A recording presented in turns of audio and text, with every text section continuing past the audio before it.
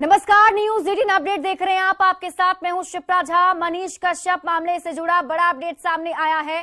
तमिलनाडु के मदुरई जिला कोर्ट में पेशी होने के बाद कोर्ट ने मनीष कश्यप को बिहार की जेल भेजने का फैसला सुना दिया है।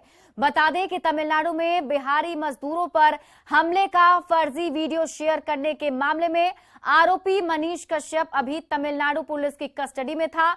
पिछले सप्ताह तमिलनाडु पुलिस की टीम कोर्ट से प्रोडक्शन वारंट लेकर उसे अपने साथ ले गई थी। वहां मदुरई कोर्ट में पेश करने के बाद पुलिस की टीम ने उसे पूछताछ की। आज पुलिस ने मनीष की रिमांड बढ़ाने की मांग की थी, जिस पर आज कोर्ट ने फैसला सुनाते हुए पुलिस की मांग को खारिज कर दिया है और बिहार भेजने का आदेश दे दिया है। तो इस वक्त की बड़ी खबर आपको बता रहे हैं। आपको बता दें कि मनीष कश्यप को अब तमिलनाडु से बिहार लाया जाएगा और बिहार के जेल भेजे जाएंगे मनीष कश्यप, क्योंकि मदुरई कोर्ट में जब पेशी हुई तो वहां से यह आदेश कोर्ट की तरफ से जारी किया गया है। कोर्ट ने फैसला सुनाते हुए पुलिस की मांग को खारिज करते हुए बिहार भेजने का आदेश दे दिया है। यानी अब मनीष कश्यप को वापस बिहार लाया जाएगा और बिहार के जेल में ही मनीष कश्यप को रखा जाएगा, जिसके बाद आगे की कार्रवाई होगी। हमारे साथ संवाददाता संजय कुमार अधिक जानकारी के साथ जुड़े हुए हैं, सीधे उनका। चलिए अब संजय से वापस हम अपडेट लेने की कोशिश करेंगे, उनसे और जानकारी जुटाने की कोशिश करेंगे। लेकिन इसी बीच आपको ये बड़ी खबर बता दें, बिहार तमिलनाडु में कुल 10 केस मनीष कश्यप पर दर्ज हैं और हमारे सहयोगी संजय अधिक जानकारी के साथ जुड़ चुके हैं। संजय, क्या जानकारी मिल पा रही है, कब मनीष कश्यप को बिहार लाया जाना है? देखिए, दरअसल तमिलनाडु पुलिस की तरफ से एक अर्जी दी गई थी और कहा गया था कि जो मनीष कश्यप है उसको पुलिस रिमांड पर लिए जाने की जरूरत है और आज ही पुलिस रिमांड दिया गया था। और अब ऐसे में ये फैसला आ गया है न्यायालय का। तमिलनाडु पुलिस चूंकि इस पूरे मामले में मदुरई की जो साइबर क्राइम की पुलिस है वो जांच कर रही है और उसका ये कहना है कि जो ट्रांजेक्शन हुआ है, तो वैसे में मनीष कश्यप का लैपटॉप, उसका अकाउंट और सारी चीजें जो है उसकी जांच करनी है और ये तभी जांच हो सकती है जब उसे बिहार ले जाया जाए। इसी आधार पर उसको पुलिस रिमांड दी गई है और आज ये न्यायालय का फैसला आया है। तो कल संभवतः मनीष कश्यप को तमिलनाडु पुलिस कल या परसों बिहार के लिए लेकर रवाना होगी और यहाँ पर आगे की जांच की जाएगी। जी संजय, और लगभग कितने दिनों तक पूछताछ मनीष कश्यप से चलने वाली है, क्या इसको लेकर कुछ जानकारी? देखिए, ये दूसरी दफा पुलिस रिमांड दी गई है तमिलनाडु की पुलिस को, मदुरई साइबर क्राइम की पुलिस को, और इसके पहले भी एक बार रिमांड पर मनीष कश्यप को दिया जा चुका था। तो ये आखिरी मौका होगा मदुरई की साइबर क्राइम की पुलिस के लिए, क्योंकि इकोनॉमिक ऑफेंस यूनिट को भी 2 बार रिमांड दिया गया था 5 दिनों के लिए। और इस रिमांड की अवधि में, ये जो पुलिस रिमांड की अवधि है, इसमें जो मदुरई की पुलिस है वो सारी चीजों को खंगालना चाहती है।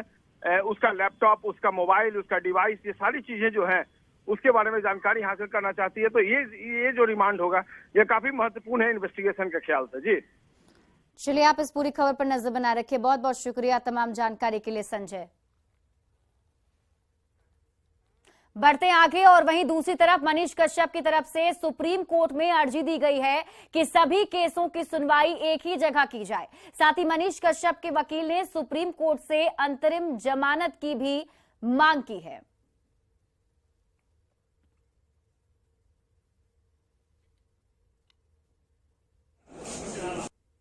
On behalf of Manish Kashyap की तरफ से याचिका फाइल की गई है, जिसमें मनीष कश्यप की जमानत और साथ में बिहार राज्य में जो उन पर ऊपर केस दर्ज हुए, तमिलनाडु में दर्ज हुए और भी पता नहीं कहां कहां दर्ज हुए उनके खिलाफ केस, तो उन सब केसों को क्लब किया जाए, एंटरिम बेल दी जाए और जस्टिस हो। क्योंकि मनीष कश्यप के साथ जिस तरह से राज्य शासन प्रशासन की तरफ से अन्याय हुआ।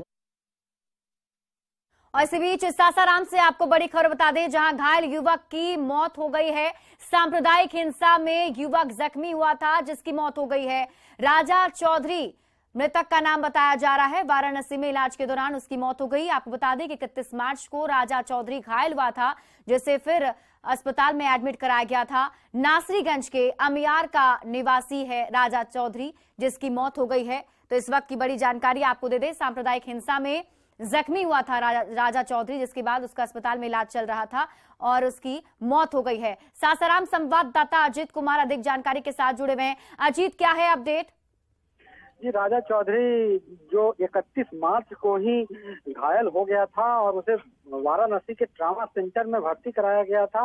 अंततः उसकी इलाज के दौरान मौत हो गई है और बताया जाता है कि 31 मार्च के पथराव और जो हिंसक झड़प हुआ था उसी दौरान उसे गंभीर चोट लगी थी और जिला प्रशासन ने सासाराम के सदर अस्पताल में इलाज कराकर उसे बेहतर इलाज के लिए बनारस भेजा था, लेकिन उसकी मौत की सूचना है और जिला प्रशासन ने इसकी पुष्टि भी की है, क्योंकि अभी सासाराम में बिहार के डीजीपी भी आए हुए हैं और अधिकारियों के साथ तत्काल बैठक कर रहे हैं। इन तमाम मुद्दों पर चर्चा हो रही है, लेकिन अमियावर गांव में मातम छा गया है और चूंकि जो मृतक राजा चौधरी है उसके पिता चितरंजन चौधरी की मौत का निधन पहले ही हो चुका है और घर में अब कोई उस तरह का जो जिम्मेवार व्यक्ति नहीं है। बताया जाता है कि राजा अपनी मां का आंख का इलाज कराने के लिए सासाराम आया हुआ था और इसी दौरान उपद्रव हुआ और उसमें वो गंभीर रूप से घायल हो गया, जिसके बाद आज दुखद खबर मिला कि उसकी इलाज के दौरान मौत हो गई है। जी चलिए, बहुत बहुत शुक्रिया तमाम जानकारी के लिए।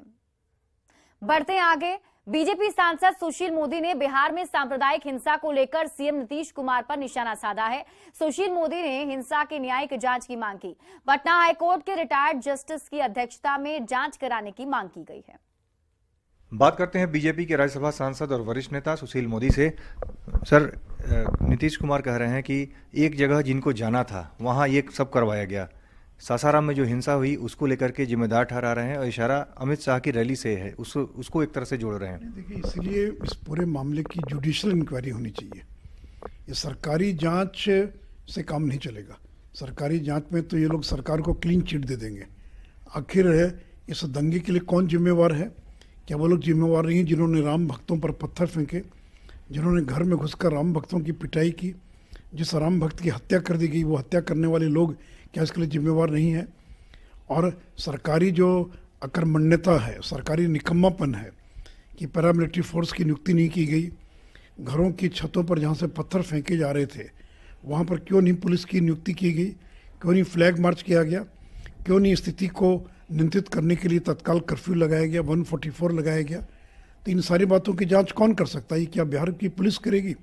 क्या अपने निकम्मेपन को छिपाने के लिए वो खुद को दोषी जो है वो तो खुद दोषी है, तो क्या वो अपने आप को बेकसूर ठहराएगी? तो इसलिए अगर इसकी निष्पक्ष जांच अगर कराना है तो जुडिशियल इंक्वायरी होनी चाहिए। कोई पटना हाईकोर्ट के रिटायर्ड जस्टिस की अध्यक्षता में अगर कोई जांच होगी तभी दूध का दूध और पानी का पानी हो सकता है, और नहीं तो ये तो जानबूझकर बीजेपी और बजरंग दल विश्व हिंदू परिषद को फंसाने का काम करेंगे। जब आरोप लगा रहे उसका जवाब दीजिए कि क्यों नहीं वहाँ पर कर्फ्यू लगाया गया, क्यों नहीं पैरामिलिट्री फोर्सेस को डिप्लॉय किया गया? क्या ये आपकी विफलता नहीं कि आपका गृह जिला और 4 दिनों तक आपका गृह जिला जो है नालंदा वो जलता रहा और आप रोक नहीं पाए? तो अपना जो निकम्मापन उसको छिपाने के लिए इधर उधर की बात करते हैं। इसलिए मेरे प्रति सहानुभूति मत प्रकट कीजिए। आप जो आरोप लग रहे हैं, जो सवाल हम उठा रहे हैं, उनका जवाब दीजिए। चलिए, बहुत बहुत धन्यवाद। तो ये थे बीजेपी के राज्यसभा सांसद सुशील मोदी। कैमरामैन प्रकाश गुप्ता के साथ अमितेश सिंह, न्यूज 18 दिल्ली। बिहार में बीजेपी ने विधानसभा अध्यक्ष के रात्रि भोज का बहिष्कार कर दिया है। बीजेपी विधानमंडल दल के नेता विजय सिन्हा ने कहा कि सदन में विपक्ष की आवाज नहीं सुनी जाती है, इसलिए बीजेपी अध्यक्ष ने भोज का बहिष्कार किया है।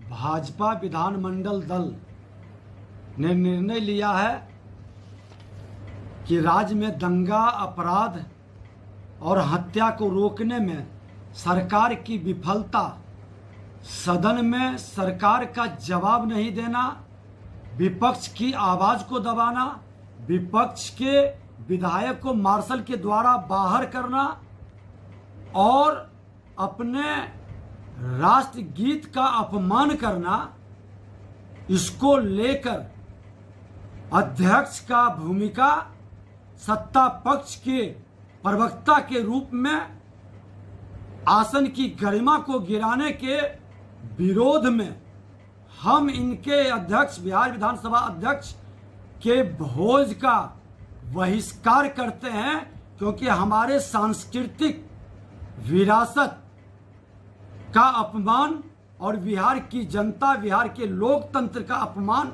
हम कतई स्वीकार नहीं करेंगे।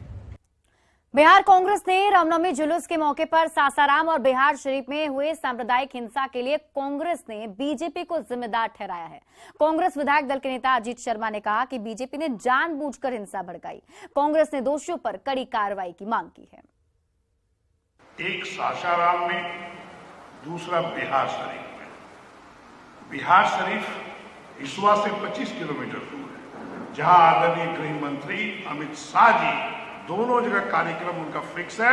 वहीं दोनों जगह धर्म के नाम पर राजनीति होती है और इस तरह के दंगे तो सब नहीं कहेंगे, आपसी भाईचारा खत्म करने के लिए और उत्तेजित करके आपस में लड़ाने का काम किया है। कोसी शिक्षक चुनाव में जेडीयू प्रत्याशी संजीव कुमार सिंह ने लगातार चौथी बार जीत दर्ज कर ली है। संजीव कुमार की जीत से उनके समर्थक काफी उत्साहित हैं। संजीव सिंह ने कहा कि वे सदैव शिक्षकों के लिए सदन में आवाज उठाते रहेंगे। जेडीयू प्रत्याशी संजीव सिंह को 8,692 वोट मिले थे।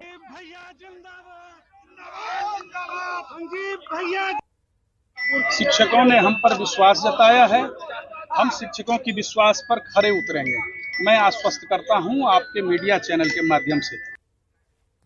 और दानापुर से आपको बड़ी खबर बता दें, जहां फुलवारी शरीफ में 2 ट्रकों की आपस में टक्कर हो गई और एक ट्रक रोड किनारे स्थित एक घर में घुस गया। इस हादसे में 4 लोग घायल हुए हैं, वहीं 3 पशुओं को भी चोट आई है। सभी घायलों को इलाके के लिए पटना एम्स में इलाज के लिए भर्ती करा दिया गया है। घटना की जानकारी पर पुलिस मौके पर पहुंची और मामले की जांच की है। वहीं जिनके घर का नुकसान हुआ है उनका रो रो कर बुरा हाल है।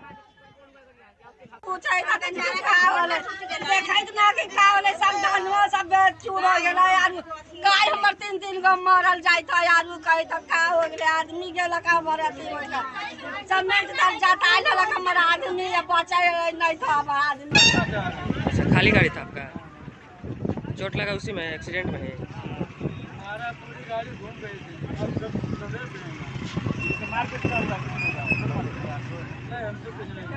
नाम क्या हुआ आपका? नीरज। और दानापुर से एक और बड़ी खबर आपको दे दें, दियारा के मानस में भीषण आग लग गई और इस अगलगी में 10 घर जलकर राख हो गए। बेटी की शादी के गहने जले, घर में रखा सारा अनाज खाक हो गया। स्थानीय लोगों ने आग पर किसी तरीके से काबू पाया और अब सरकार से मदद की गुहार लगा रहे हैं।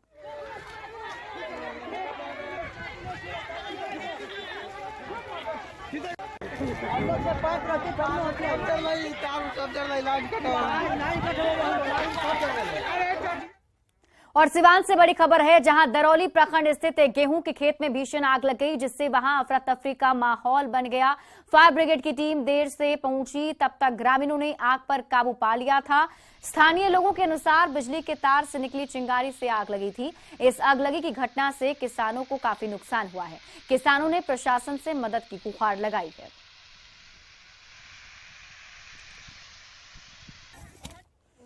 कटिहार के प्राणपुर थाना क्षेत्र के बैना गांव में एक महिला अपने ससुराल के बाहर धरने पर बैठी है। महिला का पति और ससुराल पक्ष के लोग रिश्ते से इनकार कर रहे हैं, उसे घर से बाहर निकाल दिया है। इसलिए महिला न्याय की मांग करते हुए ससुराल के बाहर बैठी हुई है। महिला ने बताया कि उसका और उसके पति का पिछले 3 साल से प्रेम संबंध था, लेकिन चंद्रशेखर की नौकरी लगते ही उसने शादी से इनकार कर दिया था। बाद में पुलिस और समाज के दबाव में आकर उसने शादी कर ली, लेकिन शादी के 6 महीने बाद उसे पत्नी मानने से इनकार कर रहा है।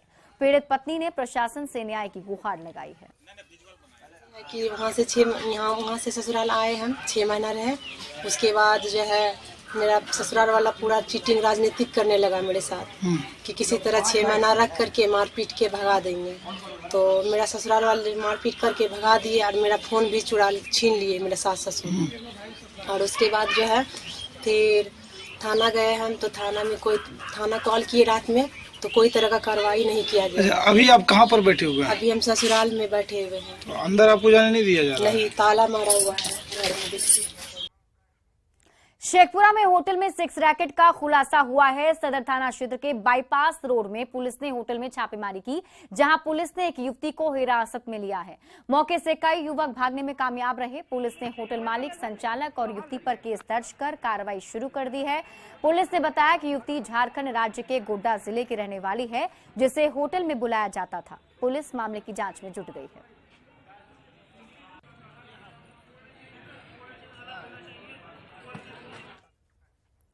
खबर मोतिहारी से है, जहां ऑर्केस्ट्रा की आड़ में जिस्म के धंधे का खुलासा हुआ है। एनजीओ की सूचना पर पुलिस ने कार्रवाई की और 10 युवतियों का रेस्क्यू किया। सभी युवतियां नेपाल, बंगाल और असम की हैं। पुलिस ने कोटवा के दीपू मोड़ के पास कार्रवाई की है। और ये तस्वीर हम आपको दिखा रहे हैं, जिसमें देखिए इन सभी लड़कियों का रेस्क्यू किया गया है। नेपाल, बंगाल और असम की ये सारी युवतियां बताई जा रही हैं, जिसे यहां पर बुलाया जाता था। कोटवा के दीपू मोड़ के पास ये पुलिस की बड़ी कार्रवाई हुई, जिसमें ऑर्केस्ट्रा के नाम पर इन लड़कियों को बुलाया जाता था, लेकिन ऑर्केस्ट्रा के आड़ में जिस्म का धंधा यहां चल रहा था। और पुलिस जब कार्रवाई करने के लिए पहुंची तो वहां से करीब 10 लड़कियों का रेस्क्यू किया गया है। एनजीओ ने पुलिस की टीम को यह सूचना दी थी, जिसके बाद पुलिस की टीम ने कार्रवाई करते हुए इन सभी लड़कियों का मौके से रेस्क्यू किया है। और आकांक्षा दुबे मामले में बड़ा अपडेट सामने आ रहा है। भोजपुरी अभिनेत्री आकांक्षा दुबे की पोस्टमार्टम रिपोर्ट सामने आई है। आकांक्षा की कलाई में चोट के निशान मिले हैं। पुलिस की थ्योरी पर भी अब सवाल उठ रहा है। आकांक्षा के वकील ने ये सवाल उठाए हैं। पेट में भी भूरे रंग का लिक्विड पाया गया है। 25 मार्च को वाराणसी के सारनाथ में एक होटल में आकांक्षा का शव मिला था, जिसका पोस्टमार्टम रिपोर्ट सामने आया है। और इसमें ये जानकारी निकलकर सामने आ रही है कि उसके कलाई में चोट के निशान हैं और पेट में भूरे रंग का लिक्विड मिला है। तो ऐसे में अब आकांक्षा के वकील पुलिस की थ्योरी पर सवाल उठा रहे हैं। और फिलहाल इस बुलेटिन में अभी के लिए बस इतना ही। आप देखते रहिए न्यूज़ 18 बिहार झारखंड।